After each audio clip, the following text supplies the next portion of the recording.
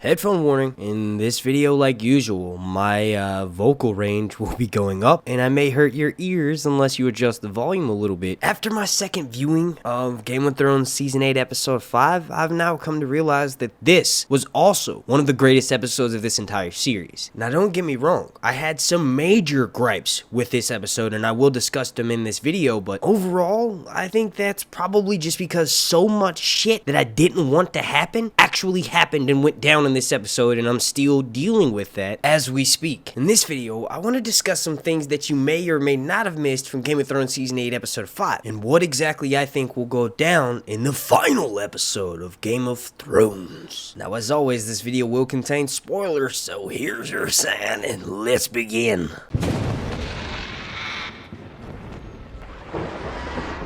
Now before we get started, please slap a like on this video as the like goal is going to be 20,420. Also, make sure you're subscribed. We are so close to hitting 100,000. And also, make sure you turn the notifications on so that way you get alerted every single time I drop a video throughout this upcoming long night. Now the first thing that I want to discuss is something that I need to get off my chest, and it's a little bit of my gripe with the episode. Sometimes, as a fan, you think you want to see something happen so bad, you would trade off seeing other plot points and characters that you think aren't as important. And what I'm talking about specifically in this episode is Clegane Bowl. That is something that has been that is something that has been wanted for so long by this fandom. That's really all you hear about when you think of endgame for Game of Thrones. You think of Sandor, who's a lot of people's favorite character, and then you also go Clegane Bowl. It's become a meme at this point, and it's one of those things like with last season where we knew Gendry was coming back. We were like, we hope someone addresses the fact that he might have still been rowing, and sure enough, Davos actually does this. And the line, while funny, does come off as a bit of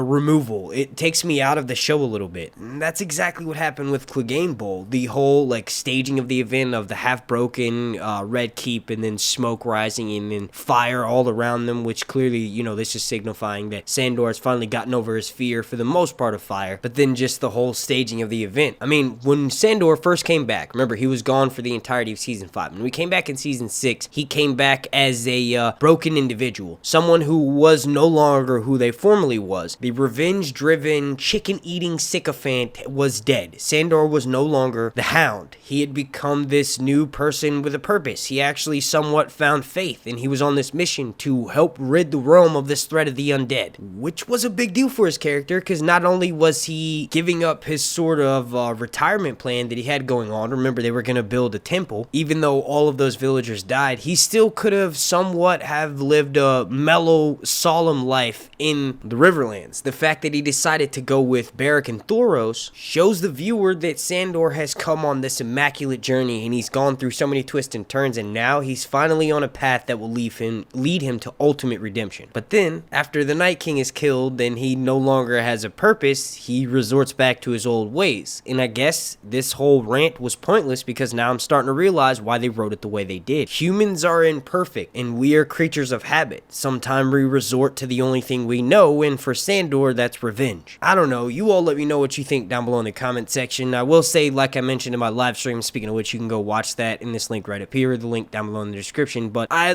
thoroughly enjoyed the choreography. The way that the scene went down with the actors, that was fucking awesome. I really enjoyed, or I guess enjoy wouldn't be the best word, but it was pretty gruesome watching the two of them fight on screen, and I did enjoy watching that a lot. One thing you may or may not have missed is that actually when the Mountain slams his brother Sandor up against the wall and then starts pressing into his eye sockets, this is actually a callback to Season 4 when the Mountain was fighting Oberyn. The poison on Oberyn's weapons are the reason why the Mountain is in his current condition. Now, the next thing that we need to address is something that really weighs heavy on my heart, and I know I get super excited and over-exaggerate sometimes in these videos, but it really is the truth. I love Daenerys. And I said repeatedly, not only in my videos, but also just in my head, no matter what happens in Game of Thrones Season 8 Episode 5, I'm going to see it from her side. I was expecting expecting, which was in fact a rookie mistake, but I was expecting to stand by my queen no matter what. Obviously, innocents were going to be lost, but I just really didn't have any idea how much innocence. And like I said in my live stream, at the beginning of Daenerys is slaughtered, literally the first 25 minutes of the episode, I was rooting. I was screaming fire and blood at the screen. I was like, dude, I don't feel anything for you Lannister fucks right now. You guys shouldn't have pissed off the Dragon Queen. And yes, we're seeing a lot of loss and a lot of death on screen, but we've already seen that. On Daenerys' side, she's lost everything in such a short period of time, and she hasn't really had time to emotionally reel. This was my expectation, and it was subverted. I can't believe I fell into the trap of what this show is famous for. No matter what you expect, it ain't gonna happen. You know how usually everybody's really excited to watch next week's episode of Game of Thrones? I honestly cannot say that. Now, obviously, I'm excited to finally see how this long journey ends, but I wish we had a break. I wish we had a week off to just deal with everything and be able to process this properly. And I always have to remind myself that this is a make-believe world. No matter what, if these characters die on the show, well, the actors are still alive, so there's always that. But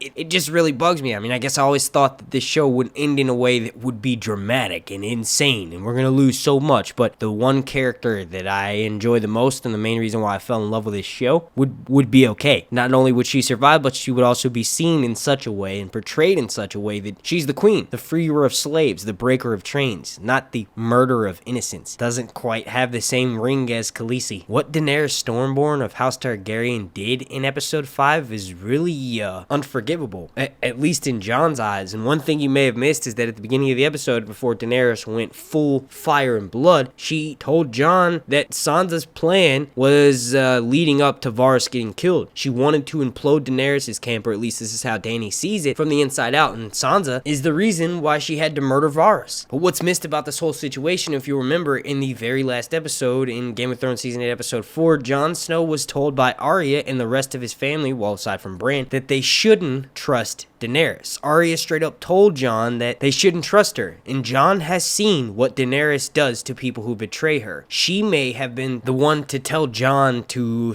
never tell anyone, but ultimately Sansa got off on the wrong foot with Daenerys, and I'm pretty sure Daenerys sees her as a northern threat that needs to be dealt with. And in this episode, Jon was sort of faced with the similar choice that he's gonna have to make in this next episode. He will choose the greater good, or the innocents, over his family. He killed a Stark bannerman in order to save an innocent King's Landing citizen. He's willing to give up the love that he has for Daenerys in order to save the greater good. He will likely realize, or get in his head at least, that Dany can't sit the Iron Throne. No matter what, even if he doesn't actually sit the Iron Throne, Daenerys cannot do this. Daenerys has completed her father, the Mad King's ultimate mission of burning them all, and in Jon's mind, Daenerys is now the greatest threat to the Seven Kingdoms. Okay, I might be getting a little bit ahead of myself, but I'll go ahead and throw up a spoiler warning. Skip ahead like 20 seconds if you don't want to know anything about this, but I actually just mentioned it in my last video, and that was the image that I'm not showing right now of Jon Snow running his sword through Daenerys might be real. If the ending, the actual final episode of Game of Thrones really did leak nearly 2 years ago, that's gonna piss me off. Not only did I immediately hate that ending, but I really couldn't see any sort of way in which that would go down until I watched episode 5. But you know what? I spent enough time on this. There's a lot could happen in the next episode. Let's go ahead and move on. Now, the next thing I want to talk about is the amount of death that was in this episode. We lost a bunch of innocents, but we also lost some heavy hitters to the cast. We lost Sandor the Mountain, Jaime, and Cersei. Everyone that died in this episode, we kind of knew it was coming, and yes, I did enjoy watching Cersei die, but I will say that the writers of those scenes, it was sort of like a kick to the nuts. I actually, for the very last time, felt sorry for Cersei, even though she did everything she did. That's just how great this show is. They can make you still hate someone, but then feel pity for them. Like, they know how to pull the heartstrings. I actually felt sorry for Cersei up until the point when she died, and the fact that she died in Jaime's arms was extremely poetic. I think, I saw a lot of people sort of asking this, and I was sort of wondering this. I guess this is something that's missed. They're dead. They're crushed by the rocks. There's no way they survive that unless Bronn shows shows up last second and pushes them both out of the way. And then, you know what, speaking of which, what happened with that, or what's gonna happen with that? Jaime's already dead. He really doesn't have any reason at all to kill Tyrion because he can't be paid by the queen who's currently lying under a rock. I just hope they don't do something crazy with his character, like throw him in the last episode and he shows up and like shoots Tyrion with that crossbow or something. He really wouldn't have any motivation to do that. And speaking of Tyrion, and this may be something that you might have missed, is that Tyrion committed his very last act of treason. Daenerys told him at the beginning of this episode that the next time he steps out of line or does anything down the betrayal sorts, he will be murdered. Well, he let Jaime out, and Daenerys will find out about this by those same Dothraki soldiers that saw Tyrion go in. Now, mind you, Tyrion letting Jaime loose actually did no harm to Daenerys, but she's not going to see it that way. Tyrion will likely die in this next episode. Now, props to me and anyone else who guessed it, but it was sort of obvious that the only way Tyrion would actually betray Daenerys would be something like letting his brother out of prison. Jaime has done this for him, and history repeats itself, so I'm pretty sure this will be what Daenerys considers Tyrion's final act of treason. And if you're like me, you're probably wondering on what that trickle effect will be, and I think it's safe to say that Jon and Daenerys may not end up together by the end of this, and if Jon is forced to make a decision, like I said at the earlier beginning part of this video, Jon will kill Daenerys. He probably won't even hesitate, and I don't know if that means he's gonna have to take out Drogon as well, but I'm in genuine fear for my queen's life, like I was this entire episode, but this time I think she may be murdered by someone close to her. Now, what's interesting is that, it's not really interesting, it's terrible. What Daenerys is doing is systematically going through, and in this next episode, or this last episode of Game of Thrones, sorry, that's still, I'm still wrapping my head around that. Make sure you subscribe, because I'll always make Game of Thrones videos, but what's gonna probably happen in the final episode is Daenerys will deal with Tyrion, he will be killed, and then she will confront Jon about what he's going to do of the North. Jon will, of course, be like, what do you mean? They're my family. I think they should stay in the North, and we should leave every single person that's up there fire free. Daenerys is basically becoming Tywin, or maybe even like Thanos. You remember how Thanos switches his plan to wanting to destroy all of life instead of half of life so no one can sort of reminisce on what they lost. Maybe this is Daenerys' plan. Anyone who may potentially want Jon to be the king or just want to sort of reminisce about the past, i.e. Tyrion, Daenerys will have to wipe that slate clean. Now, early in the episode, you may have missed this, but if Jon had just given Dany some dick, then maybe he could have prevented all of this. But no, seriously, Daenerys says that she doesn't have anything over here. She's lost it all. She does not have the love. Jon confirms this by basically rejoring her. He turned her into Mrs. Friendzone, letting her know that, yes, I have love for you. And she goes, is that all? And he doesn't answer. He could have easily spoke up and been like, I'm a little bit confused right now. I just found out you're my aunt. I also found out that I'm the heir to the Iron Throne. We just had to kill a massive army of the dead. After all that, we didn't get a chance to chill. We came straight down here and had to take out Cersei. And after all that, we haven't taken a chance to just chill, get some me and you time. He could have said anything along those lines, but he doesn't. He just leaves that stupid, awkward, stark pause, and then the worst assumptions are had. Like the whole time during that scene, the song from Drake was stuck in my head. I'm gonna need you to say something, baby. Oh. Like, no, for real, Jon. That pause just cost you thousands of innocent lives, bro. Just speak up. It's like these two are playing the most dangerous game of will they, won't they? And yes, it's a pleasure to always watch Emilia Clarke and Kit Harington on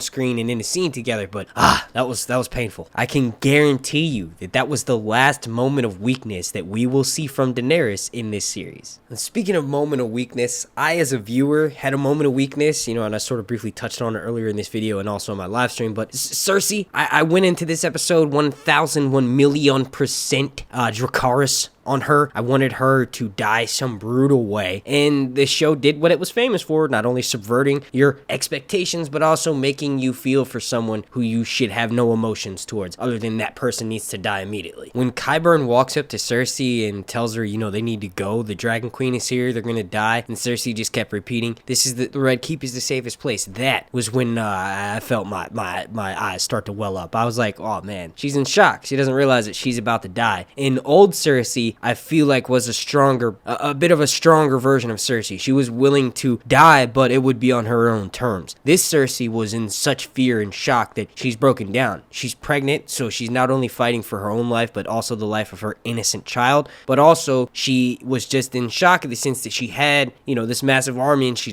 thought, there's no way I could lose, and then quickly that gets turned around. Before, she was willing to poison herself and Tommen, but this time she was just in too much fear. And I think that's why I felt more for her in those scenes. And typically, I, want the evil, the bad guy to get their just desserts, but the fact that Cersei showed so much fear and was pulled off in such a believable way by Lena Headey, it was painful to watch. And at least she got to die in the arms of Jaime, the one person who's arguably truly loved her. Now, I spent a bunch of time complaining about stuff that I didn't enjoy as much from this episode and stuff and things that you may have missed, but I want to spend pretty much the majority of the rest of this video talking about the moments that I just absolutely loved and were probably on the top 3 greatest moments of the TV show, alongside Jon Snow and Daenerys riding dragons, was Euron's bitch-ass fleet getting destroyed. Yeah, that's right, PP Boy got everything he knew blown to ashes. I kind of wish they had shown him getting burned with the ship, like we got to see his charred corpse, but he did ultimately die in the episode, and for that I am thankful. Another thing that I enjoyed about this episode, again, relates to the vengeance in Daenerys, at least the first part of her burning King's Landing. When she was burning all those Lannister troops and the Golden Company getting wiped out the way they did, I don't think I've ever been quite that excited for someone getting brutally murdered on this TV show before. I also like the way that they did what they're famous for, but in a way where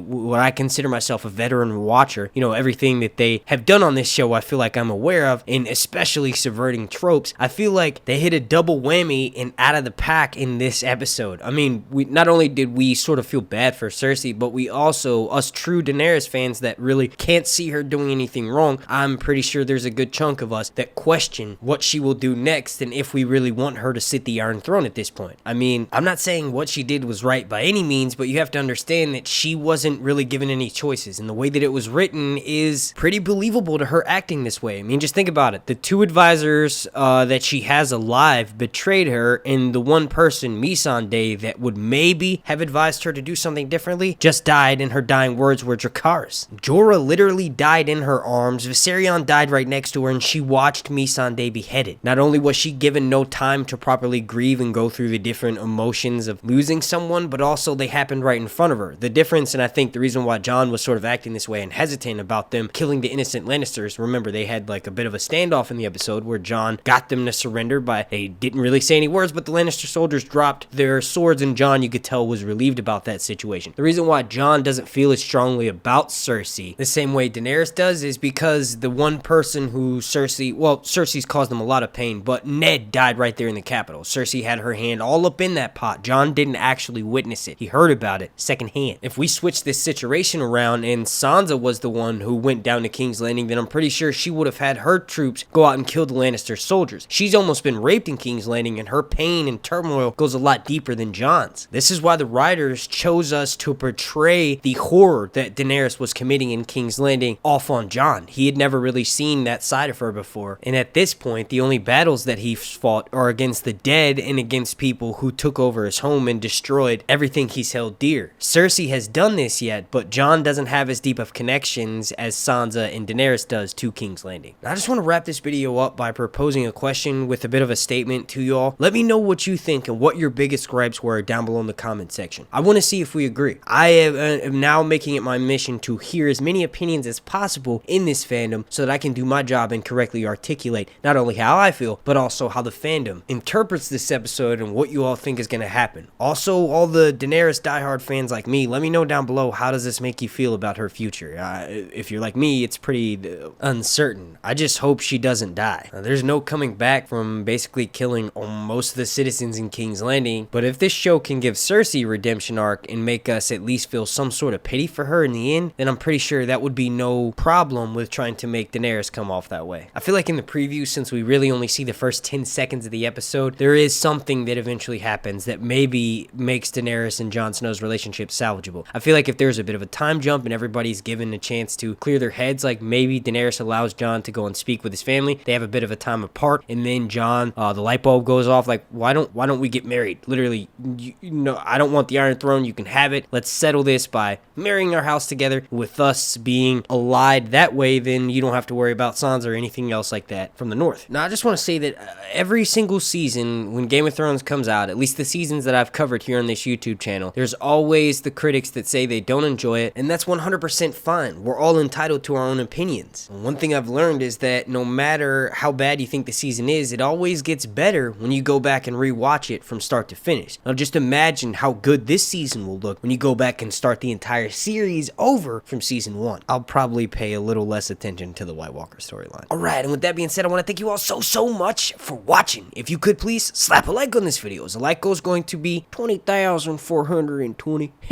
Also, make sure you subscribe. We are so close to hitting 100,000, and it's my job to keep you entertained throughout this long night. Super special shout out to every single person watching this video, and a super special thank you to every single member of my Patreon family over on patreon.com/SirHuntsReviews. I want to thank you all again so much for watching. My name's Mark, and this has been Sir Hunt's Review.